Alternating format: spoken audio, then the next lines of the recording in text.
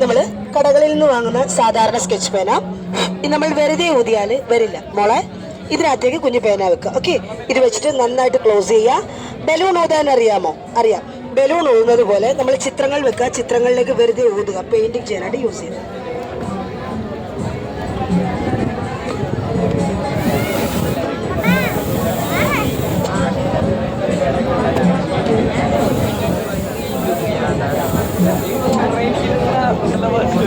പേന തീരുമ്പോൾ സാറേ സാധാരണ സ്കെച്ച് പേന മക്കൾക്ക് വേണ്ടി കളക്ട് ചെയ്യുക. ഇതൊരിക്കലും കളയാതെ വെക്കുക. ഈ കുഞ്ഞുങ്ങൾക്ക് അസൈൻമെന്റുകൾ, ഗ്രീറ്റിംഗ് വർക്ക്, പ്രൊജക്ടുകൾ, ഡിസൈനിങ് വർക്ക് അങ്ങനെ എന്ത് വേണമെങ്കിലും ചെയ്തെടുക്കാം.